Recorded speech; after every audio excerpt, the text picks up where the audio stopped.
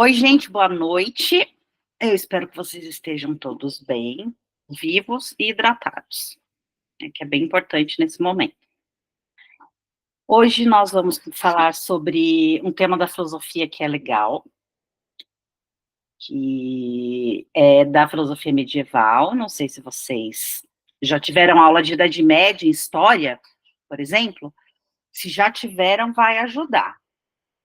E também outra coisa que vai ajudar é quando a gente falou em sociologia da época do surgimento do modo de produção capitalista, e a gente falou do modo de produção feudal, que foi o modo de produção que antecedeu o modo de produção capitalista, né? Então, na época que acontece a filosofia medieval, a gente está nesse momento da Idade Média. Deixa eu já começar a compartilhar aqui a apresentação. Mas não é esse aqui que eu vou compartilhar, não, peraí.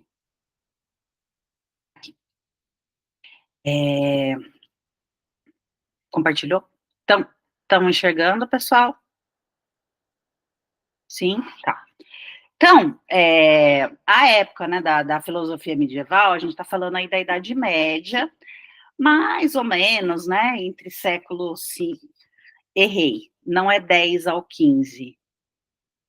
Não, é 5 ao 15, mas está errado, eu errei. Depois eu corrijo o slide para disponibilizar. É entre o século 5 ao 15, tá? Perdão, que tá 10 aqui, tá errado.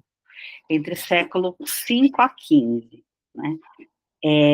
Vocês vão ver em alguns lugares que fala do século 4. Enfim, isso não tem, não vai cair no Enem. Quando começa o período da filosofia medieval? Né? Isso é praticamente improvável que caia, bem capaz que esteja no enunciado. Mas a gente está falando aí de 10 séculos, né, de história, em que é importante, a gente até coloquei aqui uma imagem do feudo, né, porque a sociedade europeia, ela estava organizada, né, em feudos, como a gente já tinha, eu não sei se vocês lembram disso na aula de sociologia, né, mas o feudo aí está dividido, né, entre servos e o povo que a gente chama hoje, o povo, os trabalhadores, enfim. Na época do modo de produção feudal eram servos, camponeses e soldados, né, até que ele faz outra divisão, né, dos cavaleiros e senhores, mas vocês podem considerar aqui, né, a nobreza e o clero e o rei, ou seja, é uma sociedade dividida, né, bem dividida, que a gente chama de sociedade estamental, né, a gente falou disso, inclusive, quando a gente falou de estratos sociais em sociologia, né, que é uma sociedade que tinha muito pouca mobilidade social. Então, era muito difícil sair de uma situação de servidão, né, de ser servo para ser nobre, ou clero, né, e que a gente tinha nesse tempo, né, um predomínio muito grande da religião.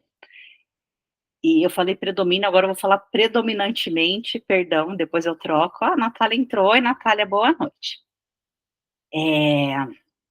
A gente tinha uma predominância muito grande da religião e da religião católica, né. Nessa época, a filosofia, que é bem importante a gente identificar, a filosofia, ela era religiosa, né, então a crença estava muito preponderante, assim, né, para as explicações filosóficas. Então vocês vão ver, tanto em Santo Agostinho, quanto em São Tomás de Aquino, né, os dois vão falar sobre fé, sobre crença, que vai um pouco diferente do que a gente estudou anteriormente nas filosofias, né, na filosofia antiga, e depois quando a gente estudou os filósofos, tanto que a gente estudou os filósofos da natureza, depois a gente estudou os socráticos, né, que a gente vai falar de razão, de racionalidade, e aí a gente vai ter esse tempo na filosofia medieval em que a crença era um dos aspectos mais importantes nas discussões filosóficas. Isso é bem importante que vocês saibam, né. 10 séculos, né, gente, então ele foi todo hegemônico, ele aconteceu, esse desenvolvimento da filosofia, ele aconteceu da mesma maneira nesses 10 séculos? Não. É, a gente divide esse tempo em dois períodos, né, na história da filosofia medieval. O primeiro período é conhecido como patrística. E por que patrística? Porque quem fazia os ensinamentos, quem eram os filósofos, eram os padres da igreja. Por isso, patrística, né? Que eram os conhecidos como os pais da igreja, ou seja, eram os padres. Então, a educação era feita nesse período da patrística pelos padres, que eram os filósofos, né? E o filósofo mais importante dessa época foi o Santo Agostinho. Tá? A patrística, ela durou assim, até mais ou menos o século IX, né? E em seguida, né, do século IX até o século XV, mas aí a gente vai ver que o Renascimento, ele surge no século XIV, né, entre finalzinho da Idade Média e início da Idade Moderna. Nessa segunda fase, que chama-se escolástica. Por que escolástica? Porque a partir daí, o ensino já não é mais realizado pelos padres filósofos, né? O ensino é realizado nas universidades, né? Então, a gente tem esse tempo aí, essa questão que é muito importante, porque é esse período conhecido como Baixa Idade Média, ou seja, o final da Idade Média, já começa a surgir as universidades, os centros de estudo, a ciência, a racionalidade, elas já começam a ficar mais assim, serem mais faladas de novo, serem retomadas, né? Então, quando a gente fala assim, eu não sei se vocês já ouviram falar, eu ouvi falar muito quando eu estava no caso, na minha época era colegial ainda, né, não era ensino médio. A Idade Média é a Idade das Trevas, só se falava em religião. Não, é um equívoco, porque tinha muita razão ainda na Idade Média. Ainda não, quer dizer, tinha razão, racionalidade, ciência na Idade Média. Obviamente que os mais fervorosos católicos, né, religiosos católicos, eles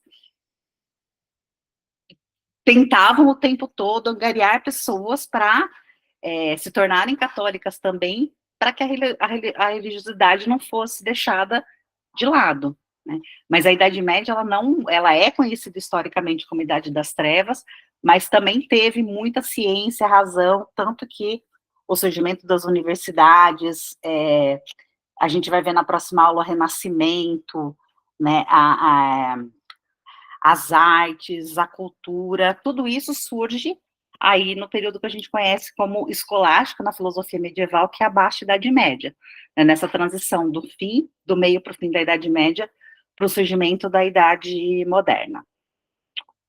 Tudo bem até aqui? Tranquilo? Alguma pergunta, alguma dúvida? Tudo certinho. Certinho, tá bom? Tá. Vocês vão falar depois para mim que foi fácil a aula. Às vezes a opinião do professor não é a mesma opinião dos alunos. Lembra quando a gente fez Durkheim, Weber e Marx? Eu sempre achava o Weber mais difícil que o Durkheim. Eu já tive várias turmas que achavam o contrário, que o Durkheim era mais difícil que o Weber. Então, enfim. Mas vamos lá. Então, vamos passar para o... Então, aqui, só coloquei aqui o exemplo do feudo para vocês lembrarem, né? Filosofia medieval. Acho que é tranquilo. E geralmente Enem é isso, cai mesmo, patrística e escolástica. Acho que é tranquilo de lembrar, né? A diferença aí desses dois e dos tempos. Patrística lembra pai, tá? E escolástica, escola. Acho que até o nome já diz um pouco do que se trata, tá? Então, vamos lá, próximo. A patrística, né, que é considerada a primeira fase, que são duas, né, da filosofia medieval. E aí, qual que era o objetivo, né, dessa fase da filosofia? Né, compreender a relação entre fé e racionalismo científico, né? Então, eles buscavam a racionalização da fé cristã. Nossa, professora, como é que busca a racionalização da fé? Porque a fé, né, o que é a fé? Do ponto de vista científico, a gente consegue comprovar a existência dela? Cientificamente, há controvérsia. né? Vamos explicar aqui melhor como é que eles chegaram nesse pensamento. O Santo Agostinho, que ele, na verdade, o nome dele era Agostinho de Hipona, né? Eu confesso para vocês que eu não lembrava, eu lembrava Santo Agostinho. Depois que eu fui ver as minhas anotações, aí eu falei, nossa, é verdade, era Agostinho de Hipona. O Agostinho de Hipona, antes de se tornar bispo, né, da Igreja Católica, ele teve uma vida, assim, digamos, pouco recomendável para os tempos daquela época, né? Então, foi lá, viveu o que tinha que viver, viajou, pipipi, popopó, fez o que quis fazer, né? E por que eu estou contando isso? Fazer um julgamento moral de Santo Agostinho? Não, muito antes, pelo contrário. Mas né, ele chega num tempo da vida dele, depois de ter feito as viagens, enfim, ter vivido o que tinha que viver no rolê, ele... E, obviamente, quando a gente viaja, a gente consegue estudar, né, porque tem acesso, inclusive, a outras culturas e tal, isso ajuda bastante. E com nossa, fugiu a palavra. Com a influência, teve uma forte influência da mãe dele, porque a mãe de Santo Agostinho era muito religiosa, ele começou a estudar, né, e ele começou a estudar principalmente o Platão, né, e aí que ele começa os estudos filosóficos, se torna padre, e é um grande expoente dessa fase, da primeira fase da filosofia medieval, que é a patrística. Então, qual que era o pensamento central do Santo Agostinho? Ele dizia assim, existe a ciência? É claro que existe a ciência. Existe a racionalidade científica? Sim. Oi, Jennifer, boa noite. Existe, mas tudo isso só existe porque foi Deus quem a criou. Ele pensava assim, não tem como tirar Deus da criação do mundo, da criação dos indivíduos e da criação científica. Então, a grande ideia dele era demonstrar o seguinte: somos imperfeitos enquanto indivíduos, e a gente só vai atingir a nossa perfeição quando a gente se aproximar de Deus, que é o mundo ideal. Lembra do Platão, quando a gente estudou o mito da caverna? Que os homens enxergavam ali presos na caverna, eles enxergavam as coisas pelas sombras, porque eles estavam acorrentados, e que, na verdade, o que os homens enxergavam dentro da caverna era um mundo imperfeito, porque eram sombras, que o mundo perfeito estava do lado de fora da caverna, e só quem teria condições de apresentar esse mundo perfeito para as pessoas eram os filósofos, porque os filósofos eram considerados deuses. Tudo bem? Eu estou falando tanto, vocês estão tão quietos. Vocês lembram dessa explicação do... Oi, Arthur, boa noite. Essa Lembramos, explicação do Platão? Oi, Vitor. lembramos. Lembra? É que vocês estão, assim, tá um silêncio meio ensurdecedor. Daí eu não sei se vocês estão entendendo super, não estou entendendo absolutamente nada. Mas vocês não estão falando, estou entendendo o que vocês estão entendendo. Então segue o baile. E para o Agostinho era a mesma coisa. Ele dizia assim, ó, o mundo que a gente vive aqui, esse mundo, é como se fosse a visão imperfeita da realidade que os indivíduos viam no mito da caverna, dentro da caverna. E aonde está o mundo perfeito? O mundo perfeito está quando os indivíduos aceitam a existência de Deus. Aí você vai dizer assim, professora, tá bom então. Então foi Deus que criou os indivíduos, foi Deus que criou... Quem criou Deus? Deus se autocriou, porque antes de Deus nada existia. Então, esse era o pensamento do Santo Agostinho. Então, ele não desqualificava a ciência, a razão, a racionalidade, mas só era possível alcançá-la se a gente entendesse, aceitasse a existência de Deus. Tranquilo de entender isso? Fácil? Sim?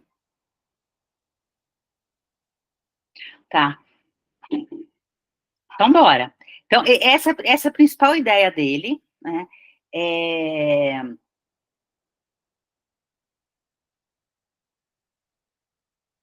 não, aí eu faço a comparação com, vou falar do próximo filósofo do São Tomás de Aquino, depois eu faço a observação, porque daí eu comparar os dois, mas sem falar do outro, não rola, né? Vamos falar do outro primeiro. O segundo filósofo é o São Tomás de Aquino. Aí você percebe que ele já tem um pensamento um pouco diferente do Santo Agostinho, né? O São Tomás de Aquino também era um sacerdote, né, era um padre,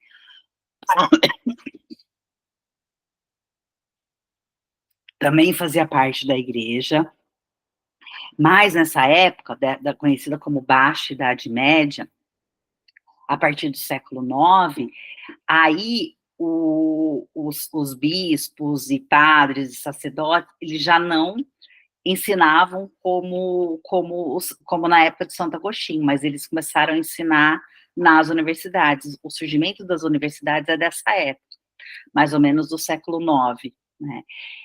Então, existiam outras disciplinas nas universidades, mas também o ensino religioso, e era daí que os sacerdotes e padres participavam, né?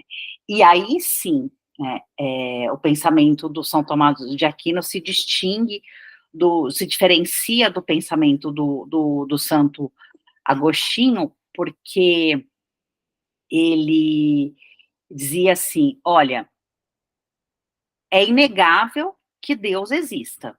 Isso a gente não vai negar, porque a razão de tudo existir, e nesse sentido o pensamento dele era igual o Santo Agostinho. Mas o que ele vai diferenciar do Santo Agostinho? Ele dizia assim: os homens vão alcançar Deus a partir da sua existência terrena, da vivência das suas experiências, e a partir disso, eles vão se certificar que Deus existe. É como se ele está dizendo o seguinte: os indivíduos, eles vão chegar à conclusão que Deus existe a partir de experimentos científicos. E o que um dos experimentos científicos que ele está dizendo, que a gente inclusive vai ver isso depois no Renascimento, mas é uma coisa que a gente chama da experiência empírica, o empirismo, a partir da sua existência, das suas experiências, né? Então, para o São Tomás de Aquino, a fé, ela não é cega. Você crê e ponto final. Você vai ser convencido racionalmente, cientificamente, que Deus, ele existe, né? Então, ele coloca aí a existência, né, as experiências, a vida, o cotidiano, num estágio, num patamar tão importante quanto a fé religiosa. Ele concilia mais os dois, do que o Santo Agostinho, que dizia assim: olha, Deus existe, ponto. E isso é irrefutável. Ele não colocava a razão como fundamento para justificar a existência de Deus. O São Tomás de Aquino dizia: não, os indivíduos vão chegar à conclusão por si mesmo da existência de Deus. Tranquilo essa diferença? Porque isso é bem importante dos dois, que é uma coisa que é perguntado, inclusive, né, quando a gente cai em questão de Enem, porque se você olhar, se você lê o Santo Agostinho, se vocês lerem o Santo Agostinho e o São Tomás de Aquino meio que dá uma passada de orelhada, sabe quando a gente fala que a gente lê meio por cima, assim, eles parecem que não tem muita diferença, mas essa diferença dessa fé e racionalidade do Santo Tomás de Aquino, andando praticamente lado a lado, é uma diferença bem importante entre ele e o Santo Agostinho. Fala, Pedro. Pera aí, deixa eu ver se eu entendi. Bora? Então, enquanto Agostinho dizia que Deus simplesmente, que Deus existia e simplesmente isso, é, o Thomas ele defendia que de fato Deus existia e que os indivíduos teriam que fazer experimentos para descobrir a origem de Deus. Eu não entendi. É, não fazer experimentos, mas a partir da experiência, Que experiência seria da, essa? da sua experiência de vida. Por exemplo,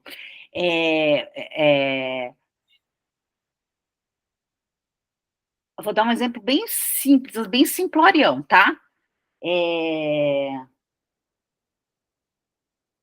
Nasceu uma flor diferente no seu jardim. Você tem um jardim na sua casa. Você plantou lá algumas plantas, etc, etc, etc. Aí um belo dia, você chega no seu jardim, você vai aguar seu jardim, cuidar dele, e nasceu uma planta diferente que você não plantou, tá? Como São Tomás de Aquino justificaria, como é que você justificaria de forma científica o nascimento de uma planta que você não plantou no seu jardim, Pedro? Hoje. Oi? Como você justificaria? Você não plantou e ela nasceu. Por que ela nasceu?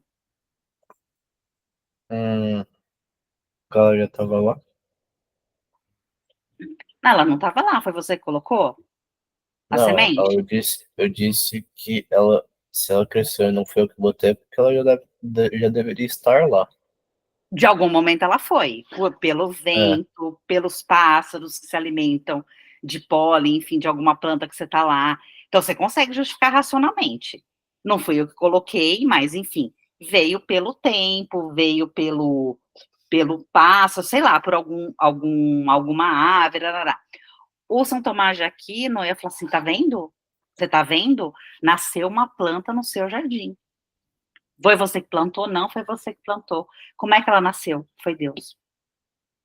hum, Não tem como você negar que a planta nasceu, porque ela nasceu no teu jardim. Mas não foi você que plantou. Quem que foi?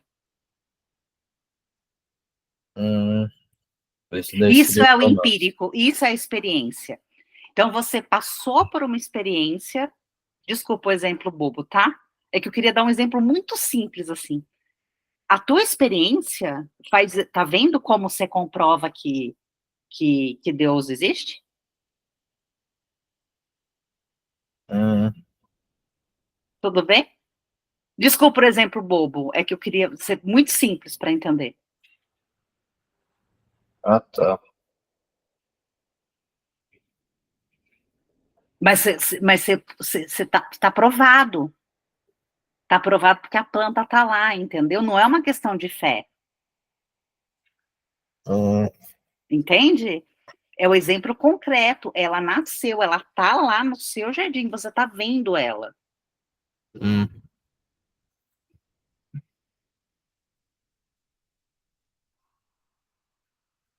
entendi. entendeu? Aí você pode dar outro exemplo, outros exemplos. Né? Você tem uma doença, né? Aí você vai lá, faz o tratamento médico, enfim, toma remédio, enfim, se trata como.